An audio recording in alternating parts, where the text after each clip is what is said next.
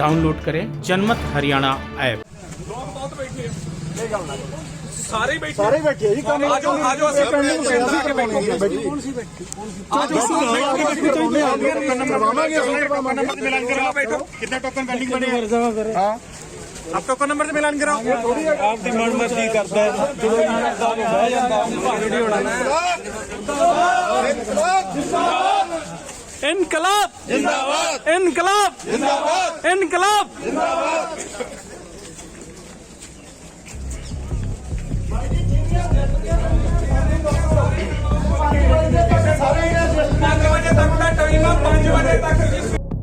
ये जो आप हंगामे का दृश्य देख रहे हैं, युवाओं का जो गुस्सा दिखाई दे रहा है, ये डबवाली के तहसील ऑफिस का है, जहां युवाओं ने तहसीलदार को घेर रखा है।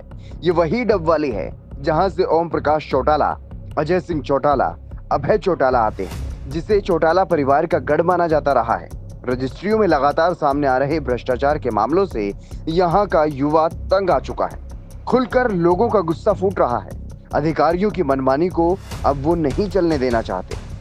वहीं दूसरी तरफ रजिस्ट्रियों में लगातार सामने आ रही गड़बड़ियों को मनोहर लाल सरकार ने गंभीरता से लिया। इसी को लेकर मंगलवार को सीएम मनोहर लाल ने विधानसभा में बाकायदा ऐलान भी किया है कि 2010 से 16 तक जहां कहीं भी 7A की उल्लंघना कर रजिस्ट्रियां हुई हैं, उसकी जांच की जाएगी और उसमें शामिल अधिकारियों पर सख्त से सख्त कार्रवाई की जाएगी। मैं अभी ये घोषणा भी करता हूं कि 7A का उल्लंघन हमने तो अपने 2017 से शुरू किया था, लेकिन आपको लगा शायद अभी हो रहा है। 7A का उल्लंघन बहुत पहले से हो रहा है और आज मैं इस हाउस में इंक्वायरी के लिए पूरा समय तो कहा तो नहीं, लेकिन कम से कम पिछले 5-7 साल 10 साल का और 2010 से लेकर 2016 का ये इंक्वायरी 7A का उल्लंघन की मैं आज यहाँ घोषणा करता हूँ। ये इंक्वायरी भी हम कराएंगे कि कितना 7A का उल्लंघन। मैं 2010 से घोषणा कर रहा हूँ 140 के लगभग तहसीलें, सब तहसीलें हैं, सबकी पूरी जानकारी उस समय तक का रिकॉर्ड देखा जाएगा। उस रिकॉर्ड में 7A का उल्लंघन कहाँ कहाँ हुआ है, अब वो जिन भी पटवारियों ने किया होगा, तहसीलदारों ने किया होगा, आज उनके खिलाफ एक्शन क्या हो सकता है, क्या नहीं, अलग बात है, लेकिन उस टाइम फ्रेम तो गया ना कि अब तुरंत उसकी जानकारी लेंगे। 2010 से 2016 तक भी 7A की उल्लंघना जहां जहां हुई है उसकी इंक्वायरी कराई जाएगी। आखिर सबसे बड़ा सवाल ये है कि इतने बड़े स्तर पर रजिस्ट्रियों में गड़बड़ झाला कैसे हो जाता है। अधिकारियों की मिलीभगत से किस तरह से अवैध कॉलोनियों का जाल बिछा दिया जाता है और किसी को पता तक भी नहीं चलता। प्रदेश भर में जितनी भी अवैध कॉलोनियां काटी जाती हैं, उसमें डिस्ट्रिक्ट टाउन प्लानर यानी कि डीटीपी की अहम भूमिका रहती है। डीटीपी से मिलीभगत कर कॉलोनाइजर अवैध कॉलोनी काट देता है, फिर डीटीपी और तहसीलदार की कॉलोनाइजर से सेटिंग करा करके अवैध कॉलोनियों में रजिस्ट्री शुरू हो जाती है। बड़े स्तर पर रिश्वत ली जाती है, फिर तहसीलदार और डीटीपी रिश्वत को आधा आधा बांट लेते हैं। ऐसे ही मामला करनाल में भी सामने आया, जो कि सीएम मनोहर लाल का विधानसभा क्षेत्र भी है। बड़े स्तर पर अवैध कॉलोनियां काटी गई और रजिस्ट्री की एवज में अरबों की रिश्वत ली गई। मामला सामने आने के बाद पहले डीटीपी विक्रम कुमार को गिरफ्तार किया गया और फिर तहसीलदार राजबख्श अरोड़ा की गिरफ्तारी की गई। डीटीपी विक्रम और तहसीलदार राजबख्श एक दूसरे का काम कराने की एवज में लोगों से रिश्वत लेते थे।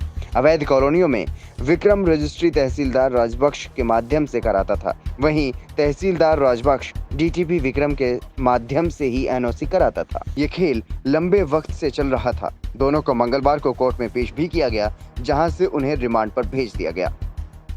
देखिए, आज पुलिस की तरफ से 10 दिन का रिमांड मांगा गया था दोनों अक्यूज का, और जज साहब ने जो विक्रम जी का तो 3 दिन का रिमांड दिया है और राजबख्श का 1 दिन का रिमांड दिया है, और आगे वो फिर इन्वेस्टिगेशन के बाद कल देखेंगे कि क्या रिमांड शुड बी एक्सेप्टेड और नॉट।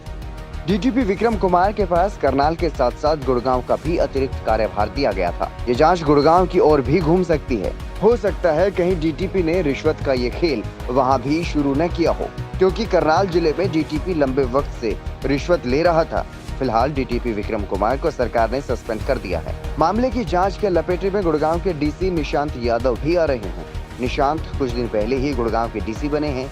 इससे पहले वो लंबे वक्त तक करनाल के उपायुक्त रहे हैं। ऐसा हो नहीं सकता कि अवैध कॉलोनियों का बड़ा खेल उनके नाक के नीचे चल रहा हो और उसकी जानकारी डीसी को ना हो सकता है रजिस्ट्री के इस गड़बड़ झाले में करनाल के पूर्व डीसी रहे निशांत यादव की मिलीभगत रही हो।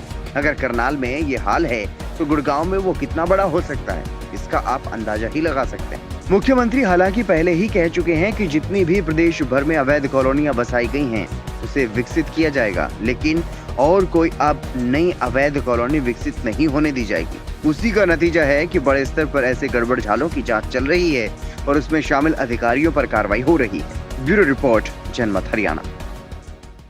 राजनीति के आगे, राजनीति के पीछे, हर हलचल को जानने के लिए हमारे YouTube चैनल जनमत हरियाणा को लाइक करें, सब्सक्राइब करें और अपडेट रहने के लिए बेल आइकन दबाना ना भूलें।